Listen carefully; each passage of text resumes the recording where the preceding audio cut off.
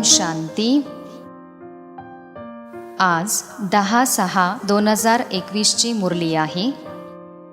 आजच्या मुरलीचे सार आहे, गोड मुलांनो, अमर बाबा तुम्हाला ज्ञानाचा तिसरा नेत्र देण्यासाठी आले आहेत। आता तुम्हीच तिन्ही काळ आणि तिन्ही लोकांना जाणता। प्रश्न आहे, आत्मिक पिता आत्म्यांना कोणत्या आधारावर वारसा देतात? उत्तर, राजयोगाच्या शिक्षणाच्या आधारावर। जी मुलं चांगल्या प्रकारे अभ्यास करतात, देह अभिमानाला सोडून देही अभिमानी राहण्याचा पुरुषार्थ करतात, त्यांनाच बाबांचा वारसा मिळतो। लौकिक पिता फक्त मुलांना वारसा देतात, परंतु पारलौकिक पित्याचा संबंध आत्म्यांसोबत आहे, म्हणून आत्म्यांना वारसा देतात। गीत आहे, भोलेनाथ से निराला और कोई नहीं, म्हणजे भोलेनाथपेक्षा निराळे श्रेष्ठ कोणी नाही। ओम शांती। आत्मिक मुलं आत्मिक पित्याकडून अमर कथा ऐकत आहेत। या मृत्यूलोकातून अमरलोकमध्ये जाण्यासाठी कथा ऐकत आहेत। निर्वाण धामला अमरलोक म्हणत नाहीत। अमरलोक म्हणजे जिथे तुमचा अचानक मृत्यू होत नाही, म्हणून त्याला अमरलोक म्हटले जाते। आत्मिक पिता ज्यांना अमरनाथ म्हटले जाते। अमरलोकमध्ये जाण्यासाठी जरूर मृत्यूलोकमध्येच कथा ऐकवतील। 3 कथा भारतामध्ये प्रसिद्ध आहेत। अमर कथा, सत्यनारायणाची कथा आणि तिजरीची कथा। भक्ती मार्गामध्ये तिजरीचा अर्थ कोणी समजत नाही। ज्ञानाचा तिसरा नेत्र, ज्ञानसागर अमर बाबांशिवाय कोणी देऊ शकत नाही। ते लोक सर्व असत्य कथा ऐकवतात। गोड आत्मिक मुलांनी आता ऐकले आहे की आपल्याला आता ज्ञानाचा तिसरा नेत्र मिळाला आहे, ज्या तिसऱ्या नेत्राने तिन्ही काळ तिन्ही लोकांना तुम्ही जाणले आहे। तर मूल वतन, सूक्ष्म वतन आणि स्थूल वतन, मग त्यांच्या आदिमध्य अंताला पण जाणले आहे, म्हणून मुलं स्वतःला त्रिकालदर्शी पण समजतात। तुम्हा गोड मुलांशिवाय सृष्टीमध्ये कोणीही त्रिकालदर्शी होऊ शकत नाही। तिन्ही काळ म्हणजे सृष्टीच्या आदिमध्य अंताला जाणत नाहीत। मूल वतन, सूक्ष्म वतन आणि स्थूल वतनला अनेक जण जाणतात, परंतु तिन्ही काळाच्या आदिमध्य अंताला कोणी जाणत नाही। आता गोड आत्मिक मुलं आत्मिक पित्याकडून ऐकत आहेत। आपण त्यांची मुलं बनलो आहोत। एकाच वेळी तुम्हा आत्मिक मुलांना आत्मिक पिता भेटतात, आत्म्याला शिकवतात। बाकी इतर सर्व देह अभिमानी असल्यामुळे म्हणतात की मी हे शिकतो, मी हे करतो, तर देह अभिमान येतो। आता ह्या संगम युगात आत्मिक पिता येऊन आत्मिक मुलांना म्हणतात की तुम्ही चांगल्या प्रकारे शिका। बाबांकडून प्रत्येक मुलाला वारसा घेण्याचा अधिकार आहे, कारण सर्वजण आत्मिक मुलं आहेत। लौकिक संबंधामध्ये फक्त मुलांना वारसाचे अधिकारी बनवतात। ह्या पारलौकिक संबंधामध्ये सर्व मुलांना आत्म्यांना वारसा मिळतो। अमरनाथची कथा सांगतात। असे म्हणतात की पार्वतीला डोंगरावर गुफेमध्ये जाऊन कथा सांगितली। हे तर चुकीचे आहे ना। आता तुम्ही मुलं जाणता की सत्य काय आहे आणि असत्य काय आहे। सत्य तर जरूर सत्य बाबाच ऐकवतील। बाबा एकाच वेळी येऊन सत्यखंडाचे मालक बनवतात। तुम्ही जाणता या असत्य खंडाला आग लागणार आहे। हे जे काही दिसून येते ते काहीच राहणार नाही, बाकी थोडाच वेळ राहिला आहे। हा शिवबाबांचा ज्ञानयज्ञ आहे। जसे लौकिक संबंधामध्ये पण पिता यज्ञ करतात। कोणी रुद्रयज्ञाची स्थापना करतात, तर कोणी गीता यज्ञ रचतात, काही जण रामायण यज्ञाची स्थापना करतात। हा शिवबाबांचा रुद्र ज्ञान यज्ञ असून हा शेवटचा यज्ञ आहे। आता आपण अमरपुरीमध्ये जात आहोत। बाकी थोड्या वेळेचाच रस्ता आहे। कोणत्याही मनुष्याला हे माहीत नाही. ते तर म्हणतात की मृत्यूलोकापासून अमरलोकमध्ये जाण्यासाठी अजून 40,000 वर्ष बाकी आहेत. अमरलोक सतयुगाला म्हटले जाते. तुम्हा मुलांना आता बाबा सन्मुख येऊन अमरकथा, तिजरीची कथा, सत्यनारायणाची कथा ऐकवत आहेत. भक्तिमार्गामध्ये काय काय होते ते तर तुम्ही पाहिलेच आहे. भक्ती मार्गाचा खूपच विस्तार आहे. जसे वडाच्या झाडाचा बराच विस्तार असतो, तसेच भक्तीचा पण खूप मोठा कर्मकांड इत्यादीचा विस्तार आहे. यज्ञ, नियम, जप, तप खूप करत राहतात. ह्या जन्मातील भक्त तर बरेच आहेत. मनुष्यांची वृद्धी होत राहते. तुम्ही भक्ती मार्गामध्ये आले तेव्हापासून दुसरे धर्म स्थापन झाले. प्रत्येकजण आपल्या धर्मासोबत संबंधित आहेत. प्रत्येकाचे रीतिरिवाज वेगवेगळे आहेत. भारत अमरपुरी होता, आता मृत्यूलोक आहे. तुम्ही आधी सनातन देवी देवता धर्माची होते, परंतु आता पतित झाल्यामुळे तुम्ही स्वतःला देवी देवता म्हणू शकत नाही. तुम्ही हे विसरले आहात की आपणच देवता होतो. जसे म्हणतात येशू ख्रिस्ताने आपला धर्म स्थापन केला, तर त्यांचा ख्रिश्चन धर्म चालत आला. असे नाही की युरोपियन धर्माचे आहेत. जसे तुम्ही हिंदुस्थानमध्ये राहणारे किंवा भारतामध्ये राहणारे देवी देवता धर्माचे आहात, परंतु स्वतःला देवता म्हणू शकत नाही. असे समजतात की आम्ही तर पापी, नीच, कंगाल, विकारी आहोत. भक्तिमार्गामध्ये मनुष्य दुःखी होतात तेव्हाच तर बाबांना बोलावतात. हे फक्त तुम्ही ब्राह्मण मुलंच जाणता. बाबांना बोलावत आले तेच आपल्याला बेहदचा वारसा देण्यासाठी अमर कथा सांगत आहेत. आपण अमरपुरीचे मालक बनणार आहोत. अमरपुरीला स्वर्ग म्हटले जाते. तुम्ही म्हणणार की आम्ही स्वर्गवासी बनण्यासाठी पुरुषार्थ करत आहोत. कलियुगामध्ये मनुष्यांचा मृत्यू होतो तर म्हणतात की स्वर्गवासी झाले. आता त्यांनी काही स्वर्गामध्ये जाण्यासाठी पुरुषार्थ तर केलाच नाही. तुम्ही तर पुरुषार्थ करत आहात अमरपुरी वैकुंठामध्ये जाण्यासाठी. पुरुषार्थ करून घेणारे कोण आहेत?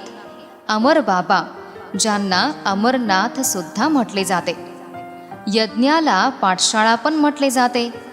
दुसऱ्या कोणत्या पाठशाळेला यज्ञ म्हणत नाहीत. यज्ञाची वेगळी रचना केली जाते.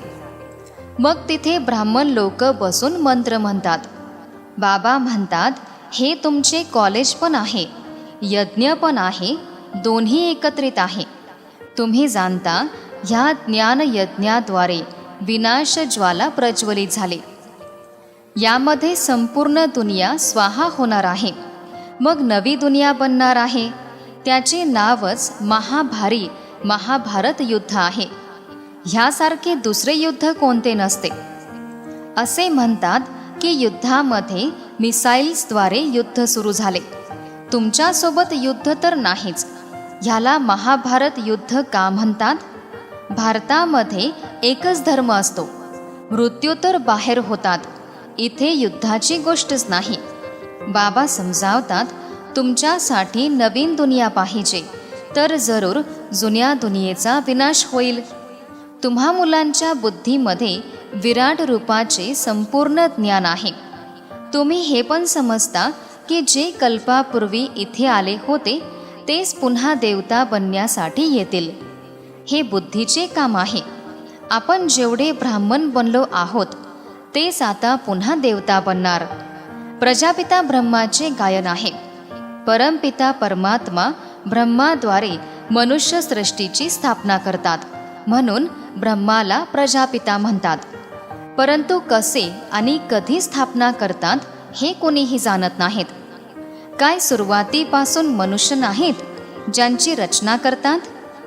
पतित पावन या असे बोलावत राहतात.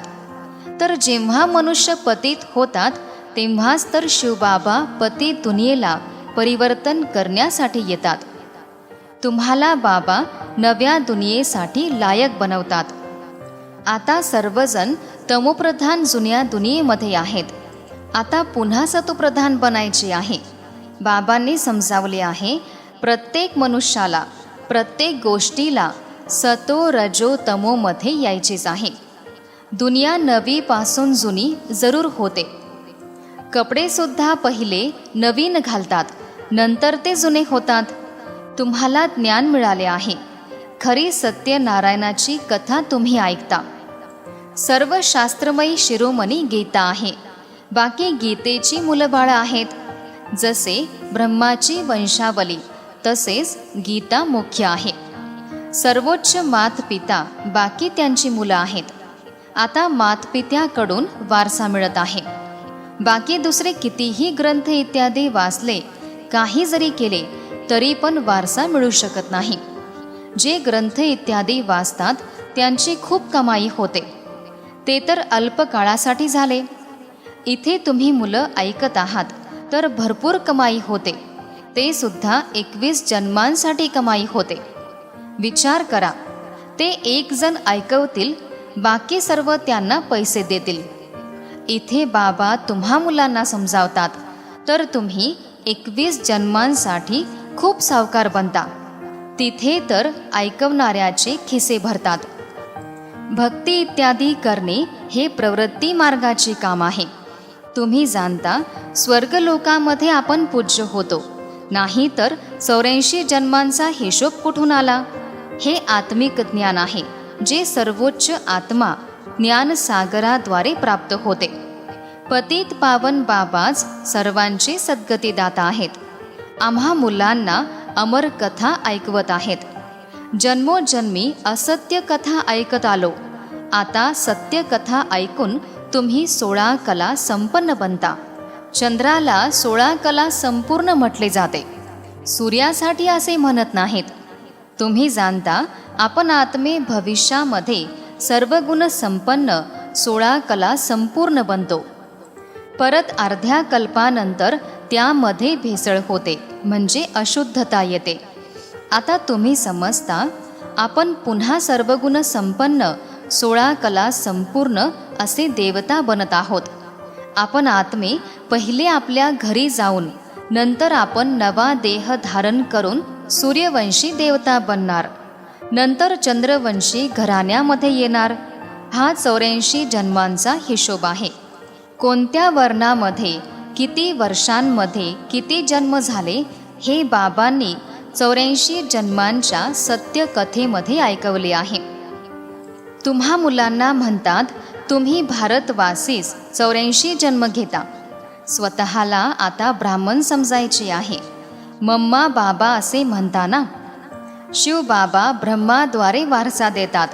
ब्रह्मा पण त्यांचेच झाले. ब्रह्मा बाबांकडून वारसा मिळू शकत नाही. ते पण आपले भाऊ झाले. ते देहधारी आहेत. तुम्ही सर्व मुलं त्यांच्याकडून वारसा घेता, ब्रह्माकडून नाही. ज्यांच्याद्वारे वारसा घ्यायचा आहे त्यांची आठवण करायची आहे. एकतर शिवबाबांची आठवण करायची आहे. त्यांनाच म्हणता की तुम्हीच मात पिता, आम्ही तुमचे बालक आहोत. तुम्ही ब्रह्माजवळ येता तर बुद्धीमध्ये असते की आपण शिवबाबांजवळ जातो. शिवबाबांची आठवण करायची आहे. आत्मा बिंदू आहे, त्यामध्ये 84 जन्मांचा अभिनय नोंदलेला आहे. आत्मा भ्रुकुटीमध्ये राहते, सेकंदामध्ये उडून जाते. मी आत्मा एक देह सोडून दुसरा घेते. भ्रुकुटीमध्ये आत्मा विराजित होते. बुद्धीमध्ये ही समज आहे की माझी आत्मा अशी आहे. सतयुगामध्ये कोणती अशी गोष्ट पाहण्याची इच्छाच राहत नाही. आत्म्याला दिव्य दृष्टीद्वारेच पाहू शकता. ह्या स्थूल नेत्रांनी ती पाहण्याची गोष्ट नाही. भक्ती मार्गामध्ये साक्षात्कार करतात. जसे रामकृष्णाचे शिष्य विवेकानंद होते. त्यांनी सांगितले की मी समोर बसलो होतो तर त्यांची म्हणजे रामकृष्णांची आत्मा निघून माझ्यामध्ये प्रवेश झाली. असे तर काही होत नाही. आत्मा कशा प्रकारे एक देह सोडून दुसऱ्यामध्ये प्रवेश करते ह्या सर्व गोष्टी तुम्हा मुलांना समजावून सांगितल्या जातात. आता तुम्ही समजता आपण अमरलोकमध्ये जाण्यासाठी पुरुषार्थ करत आहोत. अमरलोकमध्ये आपण जन्म घेऊन तिथे गर्भमहलमध्ये राहणार. इथे तर गर्भ जेलमध्ये खूप त्रास होतो. आता अर्ध्या कल्पासाठी बाबा तुम्हाला सर्व दुःखांपासून सोडवतात. तर अशा बाबांची खूप प्रेमाने आठवण करायला पाहिजे.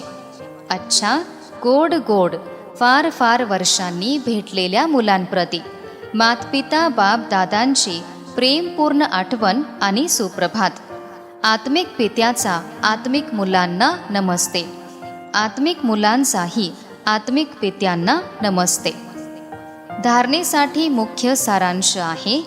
पहिला सारांश, स्वतःला आत्मा समजून आत्मिक पित्याकडून शिकून पूर्ण वारसा घ्यायचा आहे. सत्यखंडाचे मालक बनण्यासाठी सत्यकथा ऐकायची आहे आणि दुसऱ्यांना पण सांगायची आहे. दुसरा सारांश, ज्या पित्याकडून बेहदचा वारसा मिळतो त्यांची आठवण करायची आहे, कोणत्याही देहधारेची नाही. या जुन्या दुनियेला आग लागणार आहे म्हणून ह्याला पाहून सुद्धा पाहायचे नाही.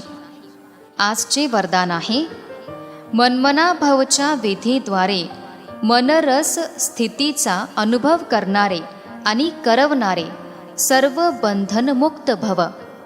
विस्तार आहे, जी मुलं लोखंडाची साखळी आणि महीन धाग्यांच्या बंधनाला तोडून बंधनमुक्त स्थितीमध्ये राहतात ते कलियुगी स्थूल वस्तूंच्या रचना किंवा मनाच्या लगावापासून मुक्त होतात. त्यांना देह अभिमान किंवा देहाच्या जुन्या दुनियेची कोणतीही वस्तू जरासुद्धा आकर्षित करत नाही. जेव्हा कोणत्याही इंद्रियांचे रस म्हणजे विनाशी रसाकडे आकर्षित होणार नाही तेव्हाच अलौकिक अतींद्रिय सुखाचा किंवा मनरस स्थितीचा अनुभव होतो. ह्यासाठी निरंतर म्हणजे सतत मनमनाभवची स्थिती असायला हवी. आजचे बोधवाक्य आहे, खरी सेवा तीच आहे ज्यामध्ये सर्वांच्या आशीर्वादासोबत आनंदाची अनुभूती होत राहील. ओम शांती.